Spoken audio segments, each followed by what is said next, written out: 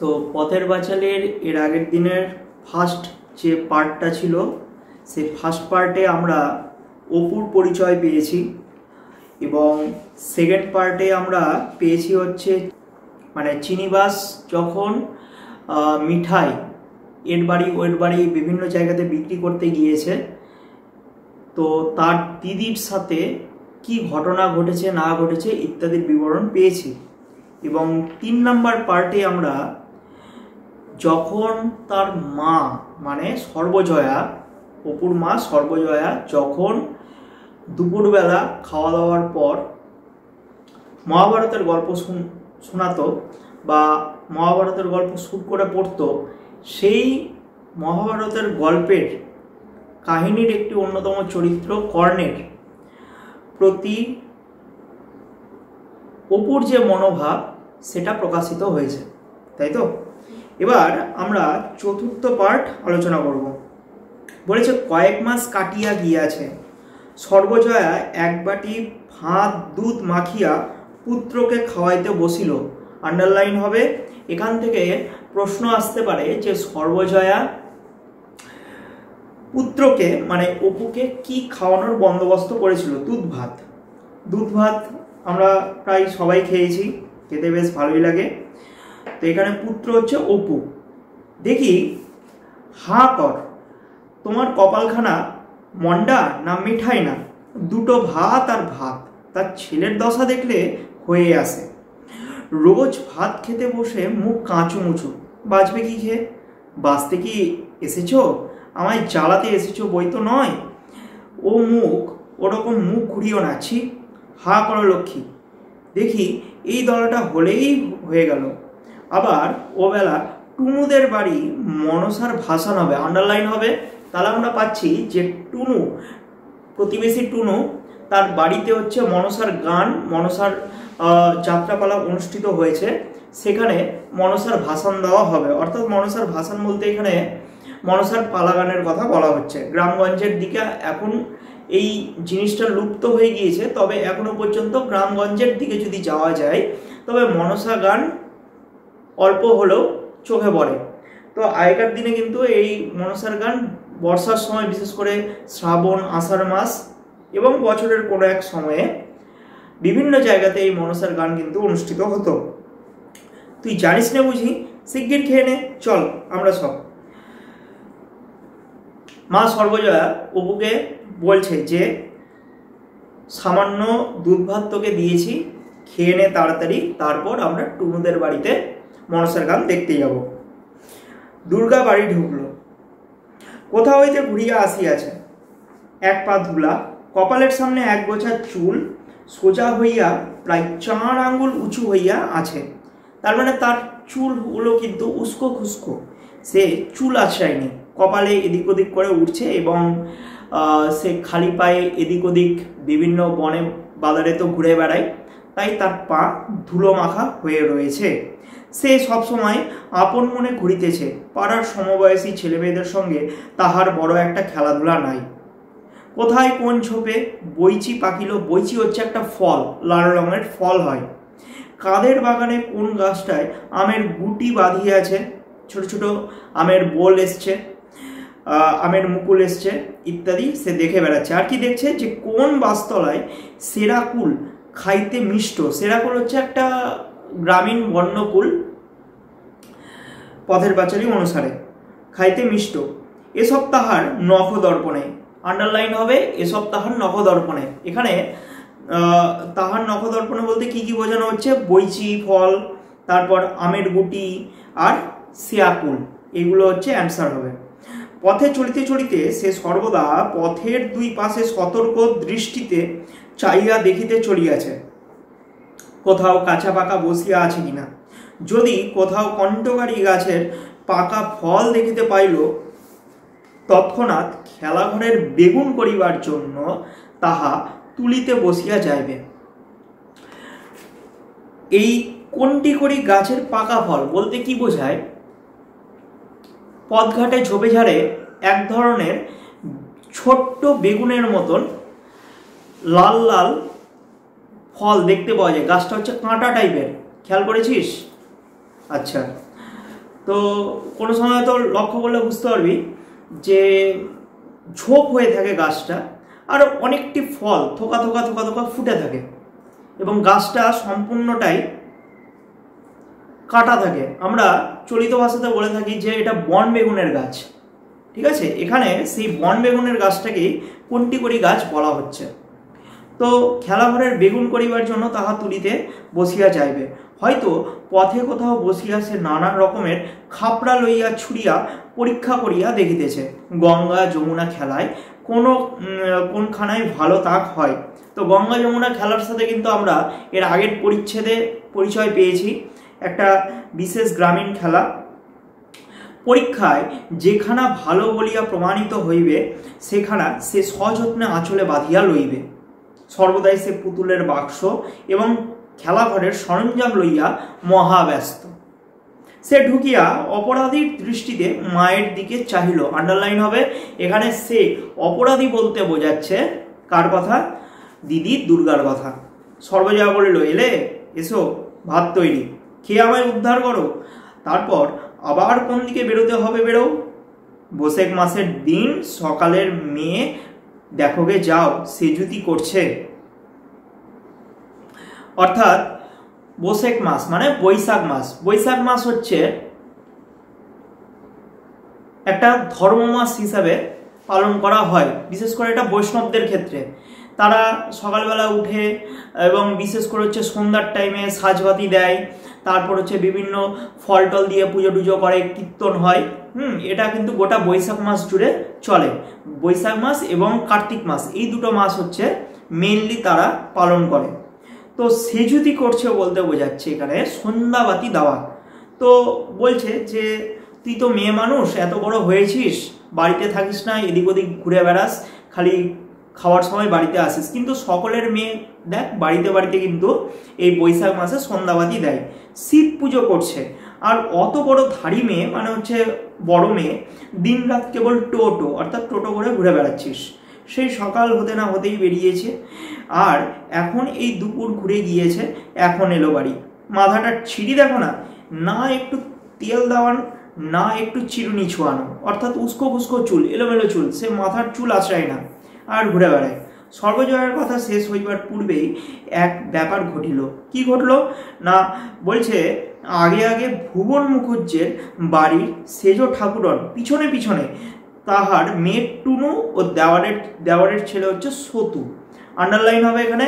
তাহলে আমরা পাচ্ছি কি, সেজ ঠাকুরন মানে বাড়ির হচ্ছে সেজ বউয়ের মেয়ের নাম আমরা পাচ্ছি টুনু, আর দেওয়ারের ছেলে পাচ্ছি কি সতু।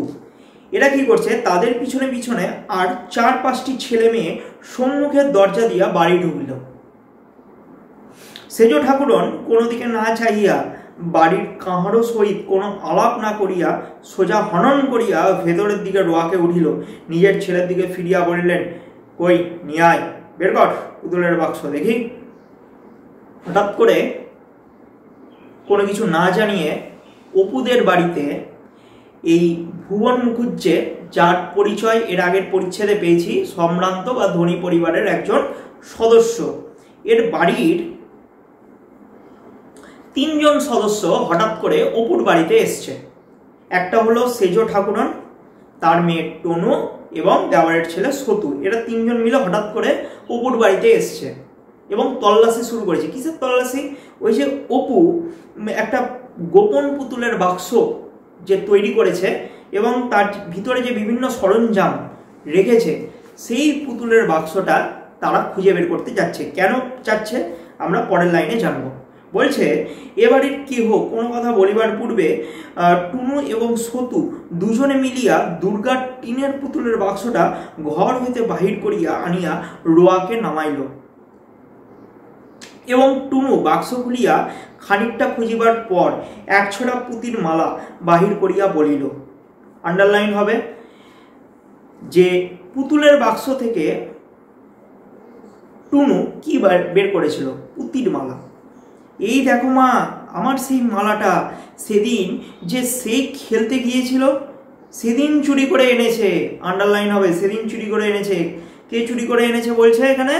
দুর্গা। সতু বাক্সের এক কোণ সন্ধান করিয়া গোটা কতক আমের গুটি বাহির করিয়া বলিল, এই দেখো জেঠিমা, আমাদের সোনামুখী গাছের আম পেড়ে এনেছে। তাহলে যে বাক্সটা এতদিন ধরে দুর্গা এবং অপু গোপন করে রেখেছিল, হঠাৎ করে তাদের চোখের সামনেই সবার সামনে প্রদর্শিত হচ্ছে এবং তার ভিতর থেকে পুতির মালা বেরাচ্ছে। যে পুতির মালাটার সম্পর্কে কিন্তু অপু এবং দুর্গা কেউই জানে না। আর বের হচ্ছে কি, সোনামুখী গাছের আম, ছোট ছোট আম, এগুলো বের হচ্ছে। যেই আম কুড়োনোর কথা কিন্তু মাকে পর্যন্ত বলেনি। ব্যাপারটা এত হঠাৎই হয়ে গেল এবং ইহার গতিবিধি এ বাড়ির সকলের কাছে এত রহস্যময় মনে হইল যে এতক্ষণ কাহারও মুখ দিয়া কোনো কথা বাহির হয় নাই। এতক্ষণ পরে সর্বজয়া কথা খুঁজিয়া বলিল, কি কি খুড়িমা, কি হয়েছে? অর্থাৎ ওই যে খুড়িমা বলতে এখানে সেজ ঠাকুরনের কথা বলছে। তো বলছে যে কি হয়েছে? পরে সে রান্নাঘরের দাওয়া হইতে ব্যগ্রভাবে উঠিয়া আসিল।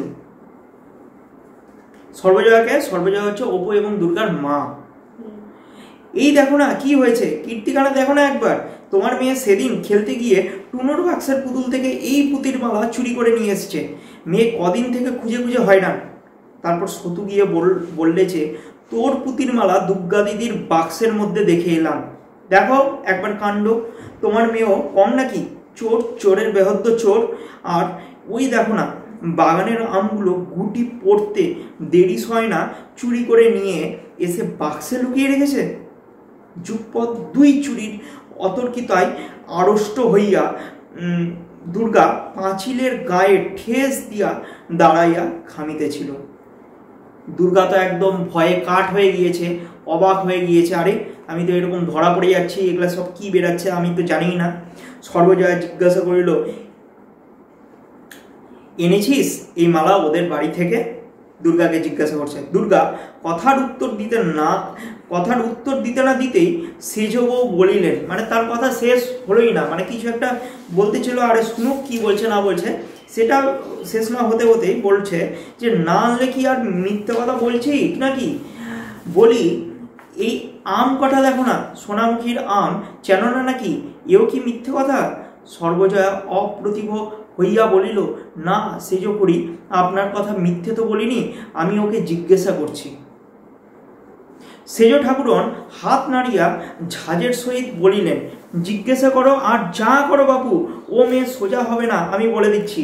এই বয়সে যখন চুরিবিদ্যে ধরেছে তখন এরপর যা হবে সেই টের পাবে। চরের সতু, নে আমের গুটিগুলো বেঁধে নে। বাগানের আমগুলো লক্ষ্মী ছাড়া ছুরির জ্বালায় যদি চোখে দেখবার জো আছে। অপমানে দুঃখে সর্বজয়ার চোখে জল আসিল। তখন এই সেজ ঠাকুরন দুর্গাকে এবং দুর্গার মা সর্বজয়াকে যা ইচ্ছা তাই গালমন্দ করে বাড়ি কিন্তু চলে যাচ্ছে। সেই সময় অপমানিত বোধ করে সর্বজয়া কিন্তু তার চোখে জল আসলো। সেই সময় একটা কাণ্ড করে বসলো। কি কাণ্ড দেখ, সে ফিরিয়া দুর্গার রুক্ষ চুলের গোছা টানিয়া ধরিয়া ডাল ভাত মাখা হাতে দূর দাঁড় করিয়া তাহার পিঠের কিলের পর কিল আর চরের পর চর মারিতে বলিতে লাগিল, আপদ বালায় একটা কোত্থেকে এসে জুটেছে, মরেও আপদ চুকে যায়। অর্থাৎ মরে, যদি এ মরে যায়, মানে তার মেয়েকে গাল দিচ্ছে, যদি মরে যায় তাহলে আমার আপদ, মানে আমার বিপদ শেষ হয়ে যাবে। মরেও না যে বাঁচি, হাড় জুড়োয়, বেরো বাড়ি থেকে, দূর হয়ে যা এক্ষুনি বেরো। দুর্গা মার খাইতে খাইতে ভয়ে খিড়কি দৌড় দিয়া ছুটিয়া বাহির হইয়া গেল। তাহার ছেঁড়া রুক্ষ চুলের গোছা দু এক গাছা সর্বজয়ার হাতে থাকিয়া গেল। অপু খাইতে খাইতে অবাক হইয়া সমস্ত ব্যাপার দেখিতেছিল। দিদি পুতির মালা চুরি করিয়া আনিয়েছিল কিনা তাহা সে জানে না। পুতির মালাটা সে ইহার আগেও কোনো দিনও দেখে নাই, কিন্তু আমের গুটি যে চুরির জিনিস নয় তাহা সে নিজে জানে। আমের গুটি আম গাছের তলাতে গেলে, যে কোনো আম গাছের তলাতে গেলে কিন্তু অজস্র পড়ে থাকে, এটাকে চুরি কিন্তু বলা যায় না। এটা কিন্তু অপু ভেবে রেখেছে এটা অন্যায়। যদি এটা চুরি বলা যায় তাহলে এটা অন্যায়।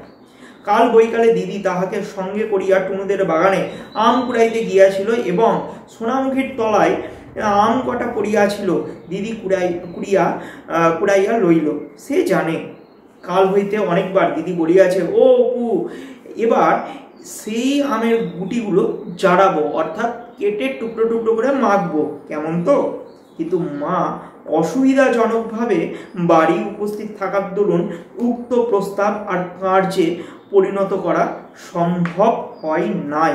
অর্থাৎ মায়ের অনুপস্থিতিতে তারা পরিকল্পনা করেছিল যে কটা সোনামুখী আম কুড়িয়ে এনেছিল তারা দু ভাই মিলে কেটে নুন মরিচ দিয়ে তারা খাবে, কিন্তু মা থাকার দরুন মায়ের চোখ আড়াল করে সেটা তাদের খেয়ে ওঠা হয়নি।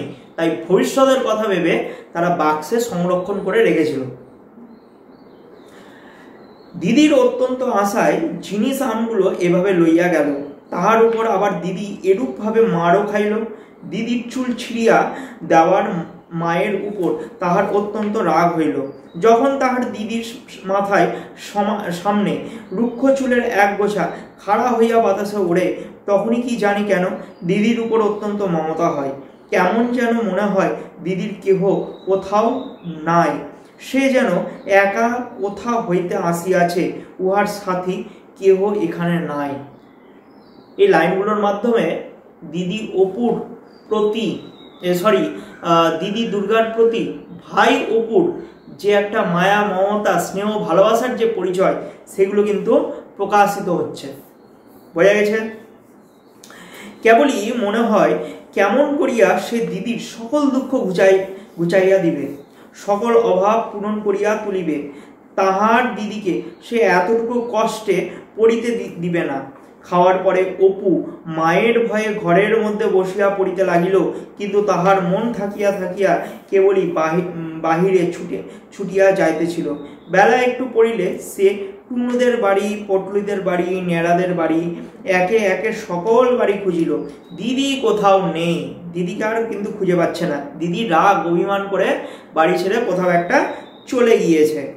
রাজকৃষ্ট পালিতের স্ত্রী ঘাট হইতে জল লইয়া আসিতেছিলেন। তাহাকে জিজ্ঞাসা করিল, জেঠিমা আমার দিদিকে দেখেছ? সে আজ ভাত খায়নি, কিচ্ছু খায়নি। মা তাকে আজ বড্ড মেরেছে, মার খেয়ে কোথায় পালিয়েছে, দেখেছ জেঠিমা? বাড়ির পাশের পথ দিয়া যাইতে যাইতে ভাবিল, বাঁশবাগানে সে যদি বসিয়া থাকে। সেদিকে গিয়া সমস্ত খুঁজিয়া দেখিল, সে খিড়কি দরজা দিয়া বাড়ি ঢুকিয়া দেখিল বাড়িতে কেহ নাই। তাহার মা বোধ হয় ঘাটে কি অন্য কোথাও গিয়েছে। বাড়িতে বৈকালের ছায়া পড়িয়া আসিয়াছে। সম্মুখের দরজার কাছে সে বাঁশঝাড় ঝুঁকিয়া পড়িয়াছে। তাহার একগাছা ঝুলিয়া পড়া শুকনো কঞ্চিতে, কঞ্চি বলতে বোঝায় বাঁশ গাছের সরু ডাল, যেগুলো মারার কাজে ইউজ করা হয়। শিক্ষকের একটা অত্যন্ত প্রিয় অস্ত্র, যদিও কঞ্চির ব্যাপারটা এখন উঠে গিয়েছে। আগেকার দিনে আমাদের সময় বিশেষ করে প্রত্যেক টিচারের কাছে কঞ্চি থাকতো, পড়া না পারলে কঞ্চির বাড়ি। আর এখন কঞ্চির বাড়ি মারতে গেলে স্টুডেন্ট ছেড়ে চলে যায়। যাই হোক, তো কঞ্চিতে তাহার পরিচিত সেই লেজ ছোলা হলদে পাখিটা আসিয়া বসিয়াছে। আন্ডারলাইন হবে, লেজ ছোলা হলদে পাখিটা কোথায় এসে বসেছিল? বাঁশঝাড়ে। ঠিক আছে, বাঁশঝাড় হচ্ছে এখানকার উত্তর পাচ্ছি।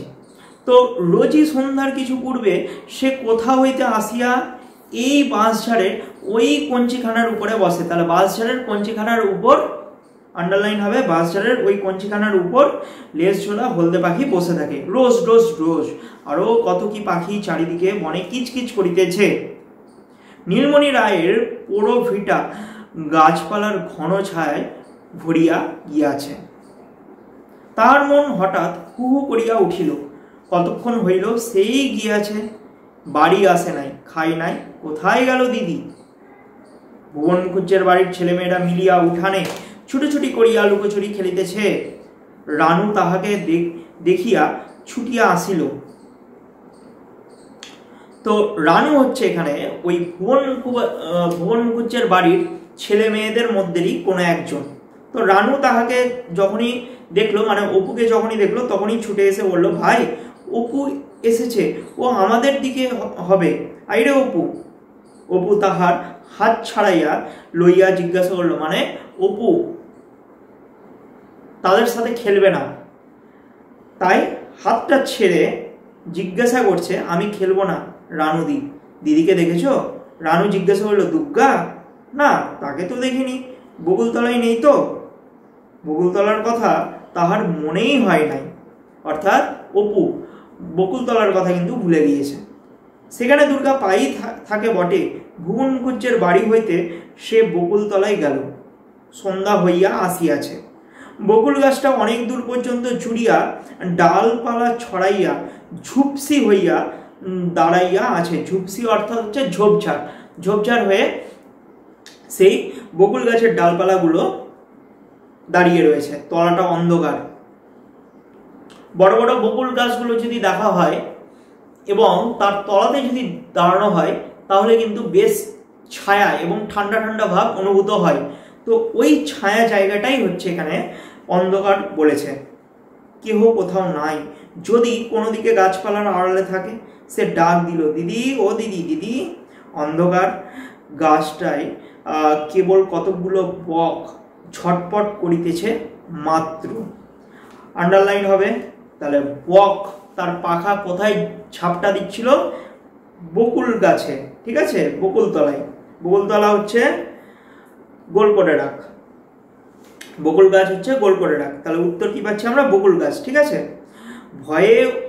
অপু ভয়ে ভয়ে উপরের দিকে চাহিয়া দেখিল, বকুলতলি হইতে একটু দূরে ডোবার ধারে খেজুর গাছ আছে। আন্ডারলাইন হবে। তাহলে বকুলতলা থেকে খানিকটা দূরে কিসের গাছ ছিল? খেজুর গাছ। এখন ডাসা খেজুরের সময়, দেখ বৈশাখ জ্যৈষ্ঠ মাস কিনা, খেজুর ধরা এবং খেজুর পাকার সময়। এই যে জামাই ষষ্ঠী যখন জ্যৈষ্ঠ মাসে অনুষ্ঠিত হয়, তখন কিন্তু কাঁচা খেজুর লাগে এবং দেশি খেজুর গাছ থেকে কিন্তু ভেঙে নিয়ে আসে, এবং সেই খেজুরগুলো যদি বাড়িতে রেখে দেওয়া হয় তাহলে কিন্তু পেকে যায়। সেখানেও তাহার দিদি মাঝে মাঝে থাকে বটে, কিন্তু অন্ধকার হইয়া গিয়াছে। ডোবার দুই ধারে বাঁশবন, সেখানে যাইয়া দেখিতে তাহার সাহস হইল না। বকুল গাছের গুড়ির কাছে সরিয়া গিয়া সে দু একবার চিৎকার করিয়া ডাকিল, ভাটশেওড়া বনে কি একটা জন্তু। তাহার গলা সাড়া পাইয়া খসখস শব্দ করিয়া ডোবার দিকে পালাইল। ভাটশেওড়া বন একটা বুনো গাছ। এতক্ষণ ধরে যে আমরা পড়লাম, এর আগের দিনও পড়েছি বিভিন্ন পরিচ্ছেদ, কতগুলো গাছপালার নাম আমরা পরিচিত হলাম, গাছপালার সাথে পরিচিত হলাম, যেই গাছপালাগুলো কিন্তু আমরা চোখেও দেখিনি, নামও জানতাম না, এখানেই জানলাম। এত সুন্দরভাবে বিভূতিভূষণ বন্দ্যোপাধ্যায় এই পথের পাঁচালীটা উপস্থাপনা করেছে, প্রকৃতি দিয়ে ভরিয়ে রেখেছে এক কথায়। বাড়ির পথে ফিরিতে ফিরিতে হঠাৎ সে থমকিয়া দাঁড়াইল। সামনে সেই গাব গাছটা। একা সন্ধ্যার পর এই গাব গাছের তলার পথ দিয়া যাওয়া সর্বনাশ, গায়ে কাটা দিয়া ওঠে। কেন যে তাহার এই গাছটির নিচে দিয়া যাইতে ভয় করে। আন্ডারলাইন হবে। কোন গাছের তলা দিয়ে যেতে অপুর ভয় হয়? গাব গাছ। গাব গাছের আঠা দিয়ে কিন্তু বিভিন্ন জিনিস তৈরি হয়।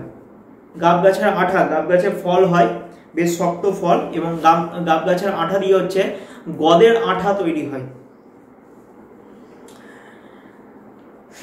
কোনো কারণ নাই, এমনিই ভয় করে, এবং কারণ কিছু নাই বলিয়া ভয় অত্যন্ত বেশি করে। অপু খানিকক্ষণ অন্ধকার গাব গাছটির দিকে চাহিয়া দাঁড়াইয়া থাকিয়া ফিরিল।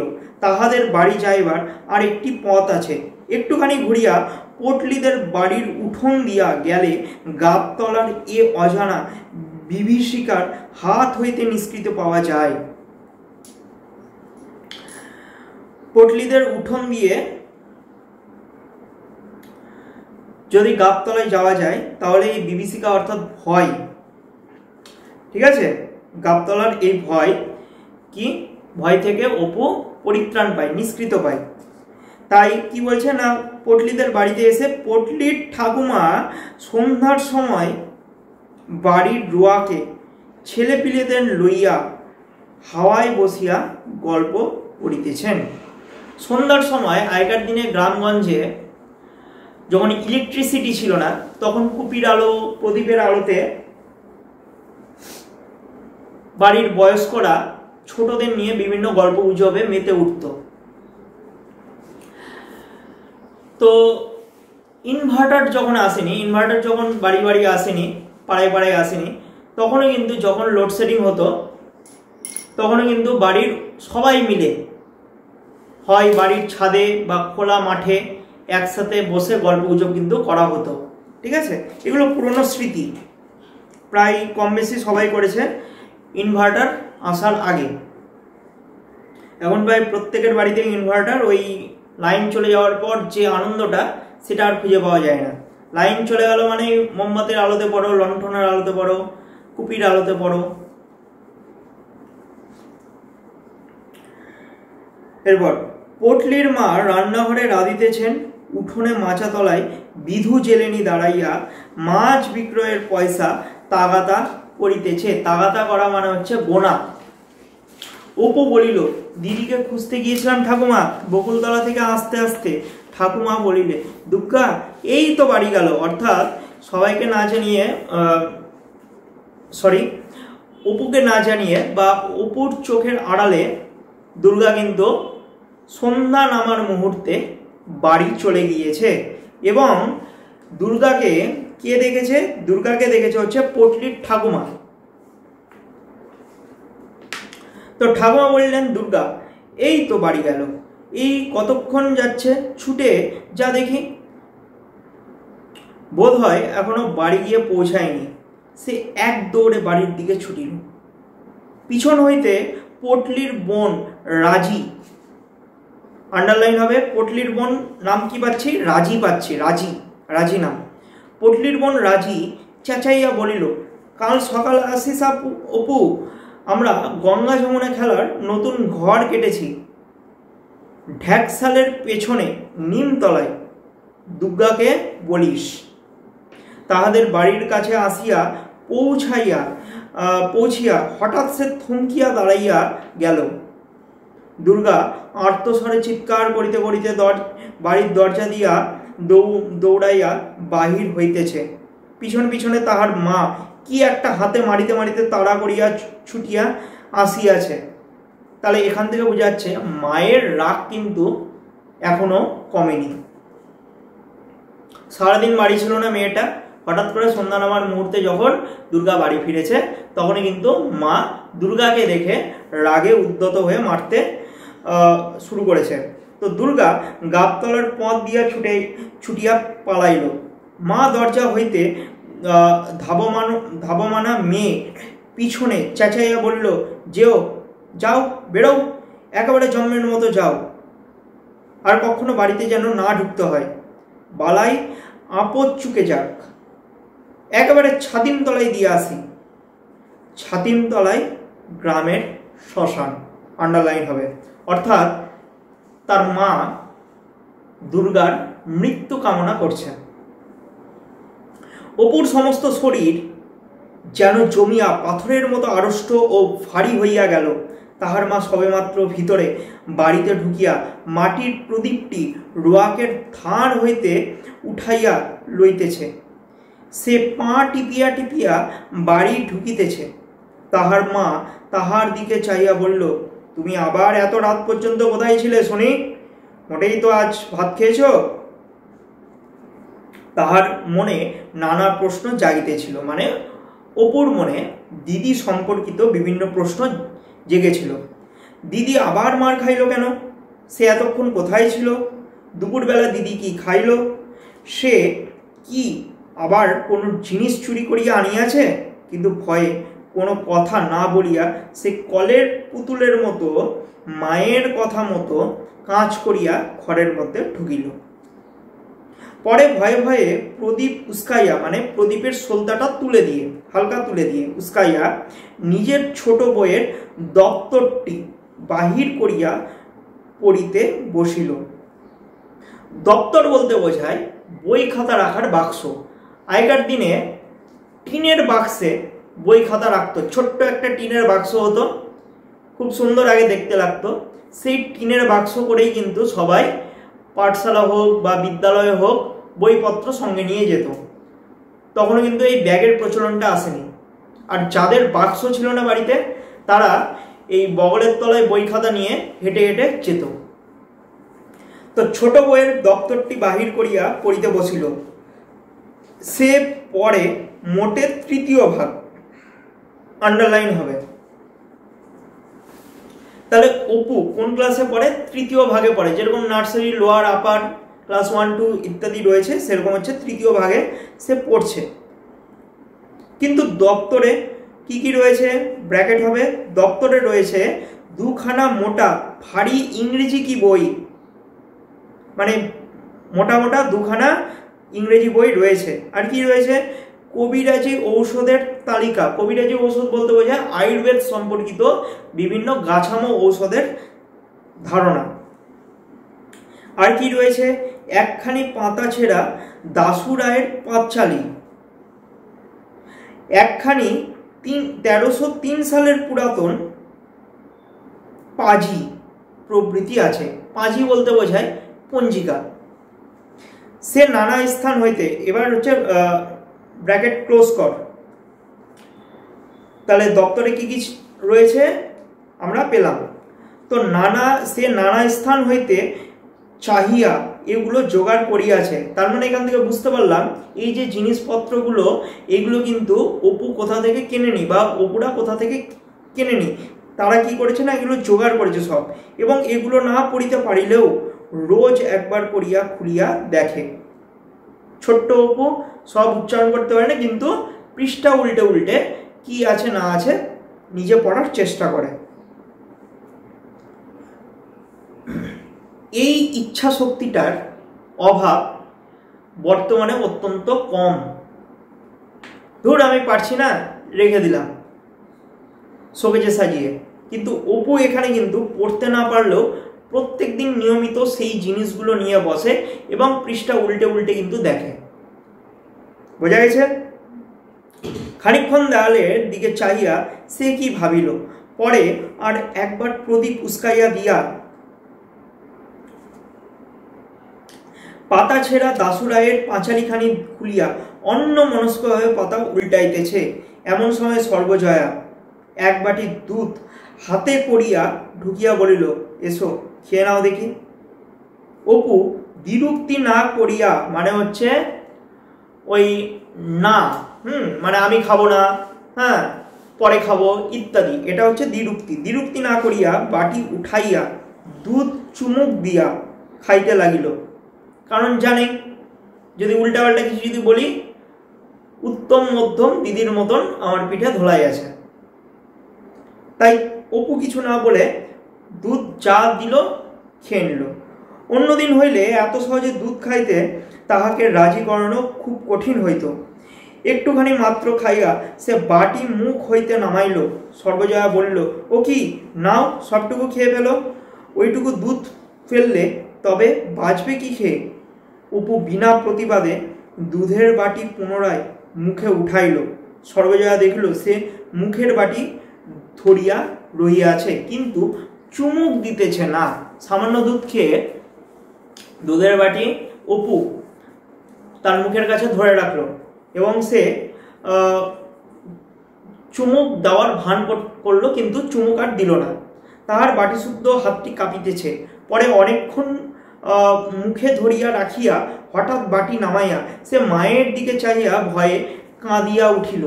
সর্বজয়া আশ্চর্য হইয়া বলিল, কি হলো রে, কি হয়েছে? জিভ কামড়ে ফেলেছিস? অপু মায়ের কথা শেষ হইবার সঙ্গে সঙ্গে ভয়ের বাদ না মানিয়া ডুকরিয়া কাঁদিয়া উঠিয়া বলিল, দিদির জন্য বড্ড মন কেমন করছে। সর্বজয়া অল্পক্ষণ মাত্র চুপ করিয়া বসিয়া পরে সরিয়া আসিয়া ছেলের গায়ে হাত বুলাইতে বুলাইতে শান্ত সুরে বলিতে লাগিল। এরপরে মা তার ছেলের কথা শুনে কিন্তু রাগ শান্ত করে ফেলেছে। তখন বলছে, কেঁদো না, অমন করে কেঁদো না, ওই পুটলিদের কি ন্যাড়াদের বাড়ি বসে আছে, কোথায় যাবে অন্ধকারে? কম দুষ্টু মেয়ে নাকি? সেই দুপুরবেলা বেরোলো, সমস্ত দিনের মধ্যে আর চুলের টিকি দেখা গেল না। না খাওয়া না দাওয়া, অর্থাৎ খাওয়া নাই, স্নান করা নাই। কোথাও ও পাড়ার পালিতদের বাগানে বসেছিল, সেখানে বসে কাঁচা আম আর জামরুল খেয়েছে। মানে তার মা ধারণা করেছে সারাদিন তো বাড়িতেই আসেনি, হয়তো সেখানে গিয়ে ওই কাঁচা আম আর জামরুল খেয়েই বসেছিল সারাদিন ধরে। এক্ষুনি ডাকতে পাঠাচ্ছি, কেঁদো না অমন করে। পরে সে আঁচল দিয়া ছেলের চোখের জল মুছাইয়া দিয়া বাকি দুধটুকু খাইবার জন্য বাটি তাহার মুখে তুলিয়া ধরিল। হা করো দেখি লক্ষ্মী সোনা, উনি এলেই, অর্থাৎ অপুর বাবা এলে ডেকে আনবেন এখন। একেবারে পাগল, কোত্থেকে একটা পাগল এসে জন্মেছে। আর এক চুমুক, হ্যাঁ ব্যাস, খাওয়া শেষ। রাত অনেক হইয়াছে। উত্তরের ঘরের তক্তা পোষে অপু ও দুর্গা শুইয়া আছে। আন্ডারলাইন হবে তাহলে। অপু এবং দুর্গা কোথায় শুয়েছিল? ঘরের উত্তর দিকে একটা তক্তা পোষে শুয়েছিল। অর্থাৎ দুর্গা কিন্তু আমরা বুঝতে পারলাম বাড়ি ফিরে এসেছে। কিভাবে এসেছে জানছি, দেখ বলেছে যে অপুর পাশে তাহার মায়ের শুইবার জায়গা খালি আছে, কারণ মা এখনো রান্নাঘরে কাজ সারিয়া আসে নাই, অর্থাৎ তার মায়ের কাজ এখনো কিন্তু কমপ্লিট হয়নি। তাহার বাবা আহার আদি সারিয়া পাশের ঘরে বসিয়া তামাক খাইতেছেন। আন্ডারলাইন হবে। বাবা বাড়ি আসিয়া দুর্গাকে পাড়া হইতে খুঁজিয়া আনিয়াছেন। আন্ডারলাইন। তাহলে কে দুর্গাকে পাড়া থেকে এনেছিল? তার বাবা হরিহর। বাড়ি আসিয়া পর্যন্ত দুর্গা কাহারও সঙ্গে কোনো কথা বলে নাই। খাওয়া দাওয়া সারিয়া আসিয়া চুপ করিয়া শুইয়াছে। অপু দুর্গার গায়ে হাত দিয়া জিজ্ঞাসা করিল, দিদি মা কি দিয়ে মেরেছিল রে সন্ধ্যাবেলা? তোর চুল ছিঁড়ে দিয়েছে? দুর্গার মুখে কোনো কথা নাই। সে পুনরায় জিজ্ঞাসা করিল, আমার উপর রাগ করেছিস দিদি? আমি তো কিছু করিনি। দুর্গা আস্তে আস্তে বলিল, না বই কি, তবে সতু কি করে টের পেল যে পুতির মালা আমার বাক্সে আছে? অপু প্রতিবাদের উত্তেজনায় উঠিয়া বসিল, না সত্যি, আমি তোর গা ছুঁয়ে বলছি দিদি, আমি তো দেখাইনি। অপু ভয় পেয়ে গেছে, হয়তো দিদি সন্দেহ করবে আমি নাকি, মানে অপু নাকি হচ্ছে সে নিজে সতুকে এগুলা কথা বলেছে ইত্যাদি। তো অপু ওই জন্য দিব্যি টিব্বি খেয়ে বলছে, না দিদি আমি এরকম করিনি, বিশ্বাস কর ইত্যাদি। তো আমি জানি না যে তোর বাক্সে আছে। কাল সতু বিকালবেলা এসেছিল, ওর সেই বড় রাঙা ভাটাটা নিয়ে আমরা খেলছিলাম। তারপর বুঝলি দিদি, সতু তোর পুতুলের বাক্স খুলে কি দেখছিল। আমি বললাম, ভাই তুমি দিদির বাক্সে হাত দিও না, দিদি আমাকে বকে, সেই সময়ে দেখেছে। তার মানে পরিকল্পনা করে সতু এখানে কিন্তু পুতির মালাটা দুর্গার সেই বাক্সের ভিতর ফেলে দিয়ে গেছে। এখান থেকে আমরা বুঝতে পারলাম। পরে সে দুর্গার গায়ে হাত বুলাইয়া বলিল, খুব লেগেছে রে দিদি? কোথায় মেরেছে মা? দুর্গা বলিল, আমার কানের পাশে মা একটা বাড়ি যা মেরেছে, রক্ত বেরিয়েছিল, এখনো কন কন করছে। এইখানে, এই দেখ হাত দিয়ে, এইখানে। তাই তো রে, কেটে গিয়েছে যে, একটু পিদিমের তেল লাগিয়ে দেব দিদি? পিদিম বলতে বোঝায় প্রদীপ। আসলে প্রদীপের তেল গরম হয়। ব্যথা যন্ত্রণায় আগেকার দিনের মানুষেরা গরম প্রদীপের তেল ব্যবহার করত, ব্যথার জায়গায় লাগাতো, আরাম পেত। এখন তো হচ্ছে বিভিন্ন মলম ওষুধ টষুধ বেরিয়েছে, আগে তো সেরকম ছিল না, সে ওই প্রদীপের তেল ব্যবহার করত। থাকবে, কাল পালিতদের বাগানে বিকালবেলা যাব বুঝলি। কামরাঙা যা পেকেছে, কামরাঙা হচ্ছে একটা টক ফল, পাকতে গেলে হালকা মিষ্টি লাগে, নুন টুন দিয়ে খেতে বেশ ভালোই লাগে, যেটাকে ইংরেজিতে স্টার্ট ফ্রুট বলে। বাজারে পাওয়া যায় এই টাইমে, অর্থাৎ গরমের সময় হচ্ছে বাজার ঘাটে বিক্রি হয় কামরাঙা। এই এত বড় বড়, কাউকে যেন বলিস নে, তুই আর আমি চুপি চুপি যাব। আমি আজ দুপুরবেলা দুটো পেড়ে খেয়েছি, মিষ্টি যেন গুড়। এখানেই চতুর্থ অংশ শেষ হলো। বলেছে এদিনের ব্যাপারটি এরূপে ঘটিল। অপু বাবার আদেশে তাল পাতায় 7খানা ক খ হাতের লেখা শেষ করিয়া কি করা যায় ভাবিতে ভাবিতে বাড়ির মধ্যে দিদিকে খুঁজিতে গেল। তাহলে তাল পাতায় ক খ হাতের লেখা অপু কতবার লিখেছিল? 7বার। আন্ডারলাইন হবে, 7খানা মানে 7বার। দুর্গা মায়ের ভয়ে সকালে নাহিয়া আসিয়া ভেতরের উঠানে পেঁপে তলার পুণ্যি পুকুর ব্রত করিতেছে। আন্ডারলাইন হবে। দুর্গা কিসের ব্রত করেছে? পুণ্যি পুকুরের ব্রত। পুণ্যি পুকুর ব্রত এক বিশেষ ব্রত, যেটা বর্তমান সময়ে প্রায়ই উঠে গিয়েছে, আগেকার দিনে মেয়েরা করত। তো কিভাবে করে বলেছে, উঠোনে ছোট্ট চৌকোনা গর্ত কাটিয়া তাহার চারিধারে ছোলা মটর ছড়াইয়া দিয়েছিল, ভিজা মাটিতে সেগুলো অঙ্কুর বাহির হইয়াছে। আন্ডারলাইন হবে, ভিজা মাটিতে সেগুলোর অঙ্কুর বাহির হইয়াছে। কিসের অঙ্কুর? ছোলা এবং মটর। গোল করে রাখ, ছোলা এবং মটর, এটার উত্তর। চারিদিকে কলার ছোট বোক পুতিয়া ধারে, অর্থাৎ কলার ছোট বোক বলতে বোঝায় কলার চারা। সেই কলার চারাগুলো কি চারিধারে পুঁতে রেখেছিল। এবং কি বলছে, পিটুলি গোলার আলপনা দিতেছে। পিটুলি গোলা বলতে বোঝায় চাল গুঁড়ো করে ওর মধ্যে জল মিশিয়ে যে আলপনাটা দেওয়া হয় সেটাকে বলা হয় থেকে পিটুলি গোলার আলপনা দিতেছে। পদ্মলতা, পাখি, ধানের শীষ, নতুন ওঠা সূর্য, এটা ব্র্যাকেট হবে। তার মানে পিটুলি গোলার আলপনা দিয়ে কিসের কিসের ছবি দুর্গা এঁকেছিল? পদ্মলতা, পাখি, ধানের শীষ আর নতুন ওঠা সূর্য, এগুলোর ছবি এঁকেছিল। দুর্গা বলিল, দাঁড়া, মন্ত্রটা বলে চল এক জায়গায় যাব। অপু তখন বলছে, কোথায় রে দিদি? চল না, নিয়ে যাব এখন, দেখিস এখন। পরে আনুষাঙ্গিক বিধি অনুষ্ঠান সাঙ্গ করিয়া সে এক নিঃশ্বাসে আবৃত্তি করিতে লাগিল। পুণ্যি পুকুর পুষ্পমালা কে পূজে রে দুপুরবেলা, আমি সতী লীলাবতী, ভাইয়ের বোন ভাগ্যবতী। ব্রতানুষ্ঠান শেষ করিয়া দুর্গা বলিল, চল, গড়ের পুকুরে অনেক পানা ফল হয়ে আছে। আন্ডারলাইন হবে। গড়ের পুকুরে কিসের ফল রয়েছে? পানা ফল। পানা ফল বলতে বোঝায় পানি ফল। পানি ফল টাইপের একটা বিশেষ ফল। ভোদার মা বলছিল, চল নিয়ে আসি।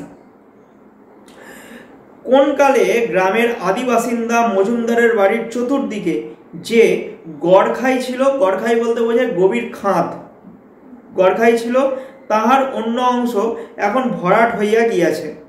কেবল এই খানটিতেই 12 মাস জল থাকে, ইহার নাম গড়ের পুকুর। সেখানে পৌঁছিয়া তাহারা দেখিল, কি দেখল? পুকুরে পানা ফল অনেক আছে বটে, কিন্তু কিনারার ধারে বিশেষ কিছু নাই, সবই জল হইতে দূরে। দুর্গা বলিল, অপু, একটা বাঁশের কঞ্চি দেখতো খুঁজে, তাই দিয়ে টেনে টেনে আনবো। এগুলো যখন পড়া হচ্ছে তখন চোখের সামনে একটা ছবির মতন ভেসে উঠছে, তাই না? যে সামনে একটা পুকুর, দুর্গা এবং অপু মিলে দাঁড়িয়ে আছে, দুর্গা দেখছে পানা ফল সামান্য একটু দূরে, হাতের নাগাল পাচ্ছে না, এবং তার ভাই অপুকে বলছে, যা ওদিক থেকে একটা বাঁশের কঞ্চি নিয়ে আয়, টেনে নিবে সে ফলটা। পরে সে পুকুর ধারে ঝোপের শ্যাওড়া গাছ হইতে পাকা শ্যাওড়ার ফল তুলিয়া খাইতে লাগিল। অপু বনের মধ্যে কঞ্চি খুঁজিতে খুঁজিতে দেখিতে পাইয়া বলিল, ও দিদি, ও ফল খাসনি? দূর, আজ শ্যাওড়ার ফল কি খাই রে? ও তো পাখিতে খায়। শ্যাওড়া গাছের ফল দিদি দুর্গা খাচ্ছে ভাইয়ের অনুপস্থিতিতে, এবং ভাই দূর থেকে দেখছে। তখন দিদিকে উদ্দেশ্য করে বলছে, আরে দিদি কি খাচ্ছিস এগুলো? এগুলো তো পাখি খায়, এগুলো তো মানুষ খায় না। দুর্গা পাকা ফল টিপিয়া বীজ বাহির করিতে করিতে বলিল, আয় দেখি, দেখ দেখি খেয়ে, মিষ্টি যেন গুড়, কে বলেছে খায় না? আমি তো কত খাইছি। অপু কঞ্চি কুড়ানো রাখিয়া দিদির কাছে আসিয়া বলিল, খেলে যে পাগল হয়, আমায় একটা দে দেখি দিদি। পরে সে খাইয়া মুখের মধ্যে মুখ একটু কাঁচু মাচু করিয়া বলিল, একটু একটু তেতো যে দিদি। তা একটু তেতো থাকবে না? তা থাক, কেমন মিষ্টি বল দেখি। কথা শেষ করিয়া দুর্গা খুব খুশির সহিত গোটা কত পাকা ফল মুখের মধ্যে পড়িল। জন্মিয়া পর্যন্ত ইহারা কখনো কোনো ভালো জিনিস খাইতে পায় নাই, অথচ পৃথিবীতে ইহারা নতুন আসিয়াছে। জিহা ইহাদের নতুন, তাহা পৃথিবীর নানা রস, বিশেষত মিষ্ট রস আস্বাদ করিবার জন্য লালায়িত। কেন এই কথাগুলো বলছে? কারণ এতক্ষণ যেগুলো যেগুলো পড়লাম সেগুলোতে দেখলাম তারা বিভিন্ন জায়গাতে ঘুরে বিভিন্ন ফল ফুলাদি স্বাদ আস্বাদ তারা কিন্তু নিচ্ছে, এবং এইভাবে কিন্তু সাধারণ কোনো মানুষ বা ছেলে পিলে কিন্তু নেয় না তাদের মতন। তারা জঙ্গলে যাচ্ছে, ফল কুড়োচ্ছে, তারা হচ্ছে কোনো জায়গাতে যাচ্ছে, কারো বাগানে যাচ্ছে, ফল পেড়ে পেড়ে খাচ্ছে ইত্যাদি। তো একটা মানে তাদের মধ্যে পরিবেশের সাথে একাকিত্ব হয়ে যাওয়ার একটা ব্যাপার খুব সুন্দরভাবে কিন্তু এই উপন্যাসে লেখক বিভূতিভূষণ বন্দ্যোপাধ্যায় ফুটিয়ে তুলেছেন। সন্দেশ মিঠাই কিনিয়া সে পরিতৃপ্ত লাভ করিবার সুযোগ ইহাদের ঘটে না। তারা তো দরিদ্র, তারা মিষ্টি কিনে খাবে, সন্দেশ কিনে খাবে, বা ওই চিনিবাসের কাছ থেকে মিঠাই কিনে খাবে, এইগুলো কেনার তো তাদের টাকা পয়সা নেই। ওই জন্য কি বিশ্বের অনন্ত সম্পদের মধ্যে তুচ্ছ বন গাছ হইতে মিষ্ট রস আহরণরত এসব লুব্ধ মানে হচ্ছে লোভীর ভাব, লুব্ধ দরিদ্র লোকের বালক বালিকাদের জন্য তাই করুণাময়ী বন দেবীরা বনের তুচ্ছ ফুল ফল মধুতে ভরাইয়া রাখেন। যারা এরকম মিঠাই মিষ্টি কিনতে পারে না তাদের জন্য বন দেবী বিনামূল্যে বিভিন্ন ফল ফলাদির ব্যবস্থা করে রেখেছেন। ভাই বোনের কলহাস্যে অনেকক্ষণ ধরিয়া পুকুর প্রান্তের নির্জন বাঁশবাগান মুখরিত হইতে লাগিল। কলহাস্য বলতে বোঝায় খিলখিল করে হাসি, জোরে জোরে হাসি, ঠাট্টার ছলে হাসি ইত্যাদির আওয়াজে। খানিকটা পরে অপু পাশের একটা শ্যাওড়া গাছের দিকে আঙুল দিয়া দেখাইয়া চেঁচাইয়া বলিয়া উঠিল, দিদি দেখ কি এখানে। তারপরে সে ছুটিয়া গিয়া মাটি খুঁড়িয়া কি তুলিতে লাগিল। দুর্গা জিজ্ঞাসা করিল, কি রে? পরে সেও ভাইয়ের কাছে আসিল। অপু ততক্ষণ মাটি খুঁড়িয়া কি একটি বাহির করিয়া কোচর বলতে বোঝায় থলি, কোচর কাপড় দিয়া মাটি মুছিয়া সাফ করিতেছে। হাতে করিয়া আহ্লাদের সহিত দিদিকে দেখাইয়া বলিল, দেখ দিদি চকচক করছে, কি জিনিস রে? দুর্গা হাতে লইয়া দেখিল গোল মতো একদিকে ছুচলো পল কাটা কাটা চকচকে কি একটা জিনিস। পল বলতে বোঝায় কোনো একটা বস্তুর দিক, মানে চকচকে খুব সুন্দর জিনিস তারা মাটি থেকে খুঁজে পেয়েছে। এটাই দুর্গা এবং অপু মিলে পর্যবেক্ষণ করছে। সে খানিকক্ষণ আগ্রহের সহিত নানাভাবে উল্টাইয়া পাল্টাইয়া দেখিতে লাগিল। হঠাৎ কি ভাবিয়া তাহার রুক্ষ চুলে ঘেরা মুখ উজ্জ্বল হইয়া উঠিল। সে ভয়ে ভয়ে চারিদিকে চাহিয়া দেখিল কেহ দেখিতেছে কিনা। চুপি চুপি বলিল, অপু এটা বোধ হয় হিরে, চুপ কর, চেঁচাস নে। পরে ভয়ে ভয়ে আর একবার চারিদিকে চাইয়া দেখিল। অপু দিদির দিকে অবাক হইয়া চাইয়া রহিল। হীরক বস্তুটি তাহার অজ্ঞাত নয় বটে। মায়ের মুখে দিদির মুখে রূপকথার রাজপুত্র রাজকন্যার হীরা মুকুট অলঙ্কারের ঘটনা সে অনেকবার শুনিয়াছে, কিন্তু হীরা জিনিসটা কিরকম দেখিতে সে সম্বন্ধে তাহার মনে একটু ভুল ধারণা ছিল। তাহার মনে হইতো হীরা দেখিতে মাছের ডিমের মতো হলদে হলদে, তবে নরম নয়, শক্ত। হীরা হীরা জিনিসটা কিন্তু আগেকার দিনে জমিদার এবং রাজাদের কাছে কিন্তু সীমাবদ্ধ ছিল। গ্রামের কোনো মানুষ বা সাধারণ কোনো মানুষের পক্ষে কিন্তু হীরা কেনার ক্ষমতা কিন্তু ছিল না আগে। তো হীরার কথা কিন্তু তারা গল্পেই শুনেছে, এবং হীরা যেহেতু তারা সচক্ষে দেখেনি, তাই হীরার প্রতি একটা অজানা জিনিস তাদের মধ্যে কাজ করছিল। তারা ভুল জিনিস বা ভুল তথ্য জানে এমন জিনিস কিন্তু তাদের মনের মধ্যে ছিল। তো সর্বজয়া বাড়ি ছিল না। পাড়া হইতে আসিয়া দেখিল ছেলে মেয়ে বাড়ির ভিতর দিকে দরজার কাছে দাঁড়াইয়া আছে। কাছে যাইতে দুর্গা চুপচুপি বলিল, মা, একটা জিনিস কুড়িয়ে পেয়েছি আমরা। গড়ের পুকুরে পানা ফুল তুলতে গিয়েছিলাম মা, সেইখানে জঙ্গলের মধ্যে এইটে পোতা ছিল। অপু বলিল, আমি দেখে দিদিকে বললাম মা। দিদি আঁচল হইতে দুর্গা আঁচল হইতে জিনিসটা খুঁড়িয়া মায়ের হাতে দিয়া বলিল, দেখো দেখি কি এটা মা, এটা ঠিক হিরে নয়? সর্বজয়া হীরক সম্পর্কে মানে হীরা সম্বন্ধে ধারণা তাহাদের অপেক্ষা বেশি স্পষ্ট নহে। মানে হীরার প্রতি যে ধারণা সর্বজয়ারও কিন্তু ছিল না। সে সন্দিগ্ধ সুরে মানে সন্দেহ মেশানো সুরে জিজ্ঞাসা করিল, তুই কি করে জানলি হিরে? দুর্গা বলিল, মজুমদারেরা বড় লোক ছিল তো মা। ওই ভিটের জঙ্গলে কারা নাকি মোহর কুড়িয়ে পেয়েছিল। এটা একেবারে পুকুরের ধারে বনের মধ্যে পোতা ছিল। রোদ্দুর লেগে চকচক করছিল। এর ঠিক মা হিরে। সর্বজয়া বলিল, আগে উনি আসুক, ওকে দেখাই। উনি বলতে এখানে হরিহরের কথা বলছে, তার স্বামীর কথা বলছে। দুর্গা বাহিরে উঠোনে আসিয়া আহ্লাদের সহিত ভাইকে বলিল, হিরে যদি হয় তবে দেখিস আমরা বড় মানুষ হয়ে যাব। অপু না বুঝিয়া বোকার মতো হি করিয়া হাসিল। খানিকটা পরে একটা পুটুলি হাতে হরিহর বাড়ি ঢুকিল। সর্বজয়া বলিল, ওগো শোনো, এদিকে এসো তো, দেখো তো এটা কি। হরিহর হাতে লইয়া বলিল, কোথায় পেলে? দুর্গা গড়ের পুকুরে পানা ফল তুলতে গিয়েছিল, কুড়িয়ে পেয়েছে। কি বলো দেখি? হরিহর খানিকটা উল্টাইয়া পাল্টাইয়া দেখিয়া বলিল, কাঁচ না হয় পাথর টাথর হবে।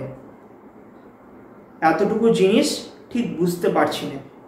তার মানে হরিহরও কিন্তু এই হীরকের সম্পর্কে কিন্তু সম্যক ধারণা তারও নেই, তবে এতটুকু ধারণা করতে পেরেছে যে এটা কোনো কাঁচ নয়, একটা পাথর টাথর হয়তো হলেও হতে পারে, চকচকে পাথর, এটাই ভেবেছে। তো সর্বজয়ার মনে একটুখানি ক্ষীণ আশার রেখা দেখা দিল। কাঁচ হইলে তাহার স্বামী কি চিনিতে পারিত না? পরে সে চুপি চুপি যেন পাছে স্বামীর বিরুদ্ধ যুক্তি দেখায় এই ভয়ে বলিল, হিরে নয় তো?